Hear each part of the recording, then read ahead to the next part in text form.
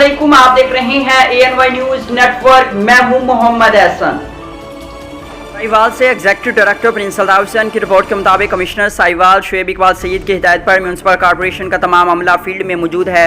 CO municipal corporation एक्सिन और chief Sentry officer doctor रियाज शहर में जगह जगह खड़ा पानी अपनी निगरानी में निकलवाते हैं। बारिश के पानी की मुकम्मल निकासी तक कोई मुलाजम छुट्टी न करे। कमिश्नर ने हिदायत जारी किया कि फर्नीचर बाज़ार, पाक पतन बाज़ार, बिरूनी लारी अड्डा और गर्ल्स कॉलेज रोड पर खड़े पानी को फौरी तौर पर निकाला जाए। रेलवे रोड, गुलिस्तान रोड और सेशन कोर्ट रोड को भी तरजीह बुनियादों पर साफ़ किया जाए। शहर के तमाम डिस्पोजल स्टेशन मुकम्मल फंक्शनल रहें।